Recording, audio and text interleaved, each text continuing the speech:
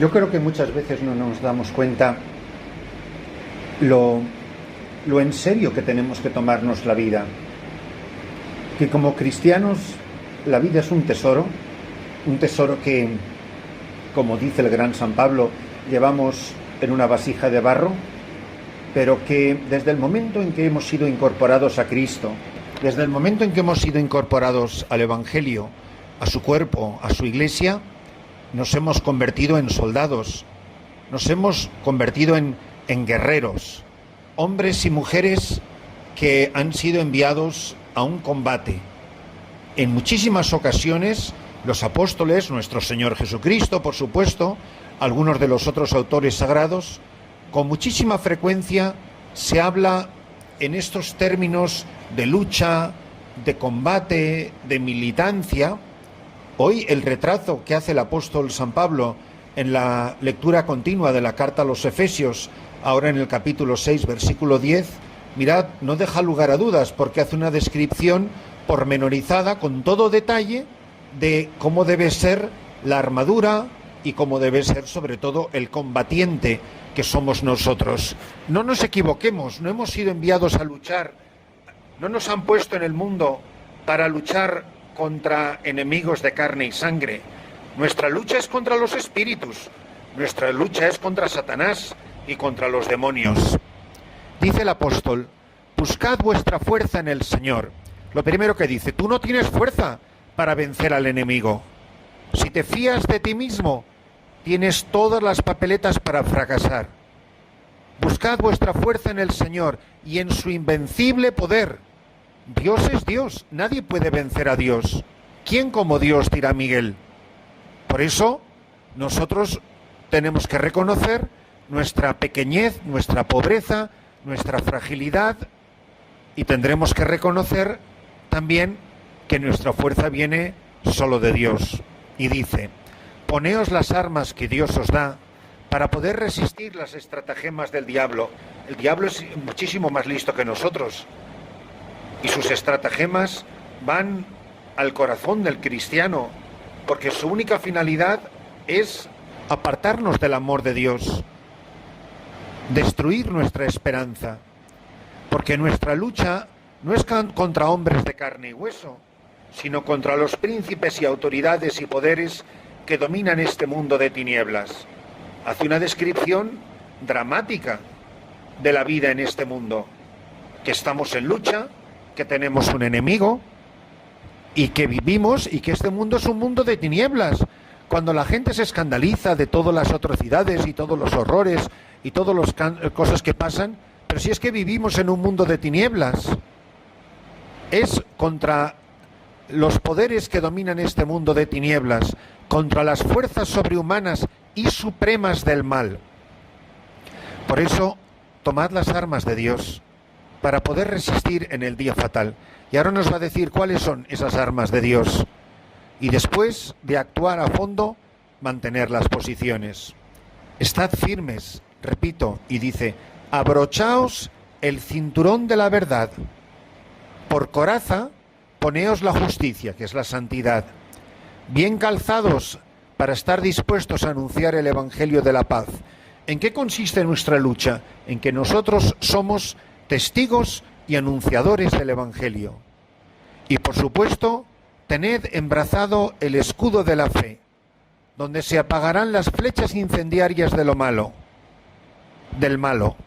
Tomad por casco la salvación y por espada la del Espíritu, es decir, la palabra de Dios, insistiendo y pidiendo en la oración. Nos ha hablado de la fe, del Espíritu Santo, de la palabra de Dios, de la oración. Estas son las armas de un cristiano. Orad en toda ocasión con la ayuda del Espíritu, vuelve a insistir. Es el Espíritu que gime y ora en nosotros, glorifica al Padre, nos fortalece, nos aparta del maligno, nos defiende, nos protege. Tened vigilias en que oréis con constancia por todos los santos. Qué maravilla es la cantidad de gente que va a la adoración perpetua, y más aún a la gente que pasa tiempo en la adoración nocturna. Orad en toda ocasión con la ayuda del Espíritu. Tened vigilias en que oréis con constancia por todos los santos. Pedid también por mí, para que Dios abra mi boca y me conceda palabras que anuncien sin temor el misterio contenido en el Evangelio. Rezad por mí, por ti, por mí, por San Pablo, por todos. ¿Para qué? Para que no tengamos miedo y para que Dios nos dé, el Espíritu nos dé palabras que anuncien sin temor el misterio contenido en el Evangelio, del que soy embajador en cadenas. Pedid que tenga valor para hablar de él como debo. Mirad, esta frase la deberíamos de decir todos los sacerdotes, todos los días, a todos los feligreses. Y esto es lo que deberíamos de pedir nosotros los sacerdotes unos por otros. Y esto es lo que deberíamos de pedirle los sacerdotes a nuestros obispos. Que recen por nosotros, que todo el mundo rece. Por supuesto que esto no es exclusivamente de los sacerdotes, pero, Dios mío, creo que es una frase preciosa para orar por un sacerdote.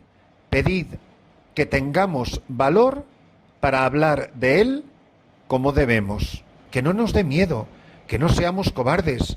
El enemigo es feroz, pero mucho más poderoso es el Espíritu del Señor.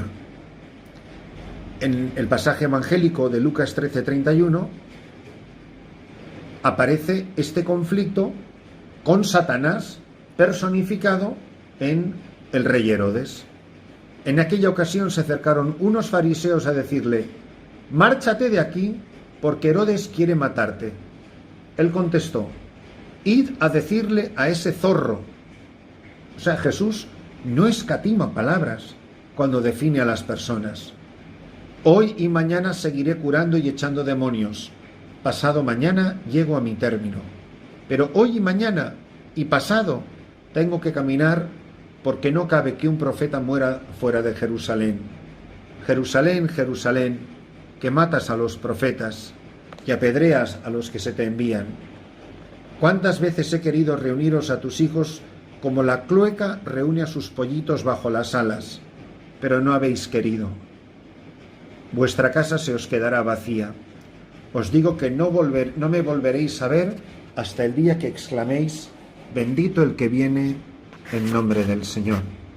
Mirad, el señorío de Jesucristo se manifiesta de muchas maneras diferentes.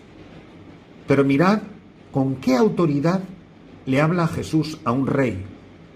O sea, el rey le manda indirectamente un mensaje, o sea, el rey quiere matarle. Y Jesús le devuelve el mensaje por el mismo mensajero. «Mira, Herodes te quiere matar». Y le dice Jesús: «Id a decirle a ese zorro». Primero, le devuelve el mensaje por el mismo mensajero. Y segundo, con un recadito a ese zorro. No dice: «Id a decirle a su majestad reverendísima». No. Y si el mensaje le llegó a Herodes, le llegó con la definición que dio Jesús de él: ese zorro. Hoy y mañana seguiré curando. Yo voy a cumplir la misión que mi Padre me ha confiado, pase lo que pase, porque nadie se interpone entre la voluntad del Padre y yo. Y voy a seguir curando y echando demonios. Y entonces mira a Jerusalén. Jerusalén es sinónimo del mundo que necesita ser salvado. Jerusalén, Jerusalén, que matas a los profetas y apedreas a los que se te envían. ¿Cuál es el deseo del corazón de Cristo? ¿Cuántas veces he querido reunir a tus hijos, como la clueca, como la gallina reúne a sus pollitos bajo las alas, pero no habéis querido? Vuestra casa se os quedará vacía. Y entonces anuncia su entrada triunfal en Jerusalén. Entonces exclamaréis: bendito el que viene en nombre del Señor. Mirad, el deseo del corazón de Cristo, un deseo en el que colaboramos todos cuando vivimos en serio la vida cristiana, es reunir a todos bajo las alas de la gallina, que es la Madre Iglesia. ¿Cuál es nuestra tarea? Que tus hijos estén como pollitos debajo de las alas de la Iglesia. Tu misión no es atraerlos a ti, es atraerlos a Cristo y a su Madre la Iglesia. La misión de un párroco no es que la gente piense que es una superestrella, sino que la gente se acerque a Jesús. He repetido tantas veces el famoso refrán chino. Cuando el sabio señala a la luna con el dedo, los idiotas se quedan mirando el dedo. Si la misión del sacerdote es apuntar hacia Cristo, llevar a todos hacia Cristo, reunirlos a todos en la iglesia. Cuando uno va a un restaurante maravilloso y come una comida impresionante, lo que menos le importa es el camarero. Es que no se acuerda ni cómo era el camarero, te acuerdas del restaurante y te acuerdas de la comida. Pues sí, el sacerdote no es más que el camarero, el que facilita que los comensales se sienten a la mesa del Señor.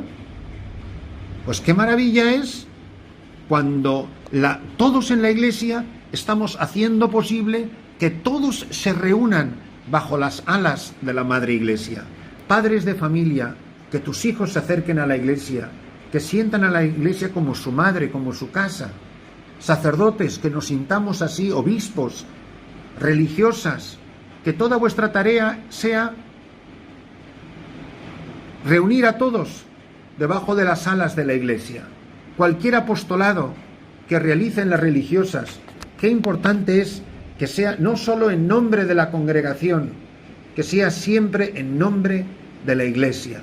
Que la gente no identifique el apostolado con tu pequeña congregación religiosa, sino con la Iglesia católica. No voy a decir el nombre de la orden, pero de una orden famosísima, me pasó en Etiopía, que iba buscando y buscando y buscando el colegio, con el convento y con la parroquia, etcétera, y preguntaba y me paraba por todos sitios. Era un colegio famosísimo, una parroquia grandiosa, esto en el sur de Etiopía, y yo vengo a preguntar, ¿pero dónde está la Iglesia Católica? ¿No saben dónde es la Iglesia Católica? Nah. Y por fin se me ocurrió decir el nombre del fundador y de la orden religiosa. ¡Ah! ¡Ahí delante! Nadie tenía ni la menor idea que esa institución pertenecía a la Iglesia Católica, porque esos religiosos y religiosas solamente habían dado a conocer su congregación religiosa y nadie la asociaba con la Iglesia Católica. Pues qué triste estarse anunciando y predicando a sí mismos y no haciéndolo en nombre de Jesucristo y de la Iglesia. Pues que en la celebración de esta Santa Misa, revestidos de Jesucristo, sepamos enfrentar a todos esos zorros que son disfraces del demonio, para que seamos capaces de reunir a todos como la clueca reúne a sus pollitos, y así Jesús sea el Señor en medio de su casa, que es la Iglesia.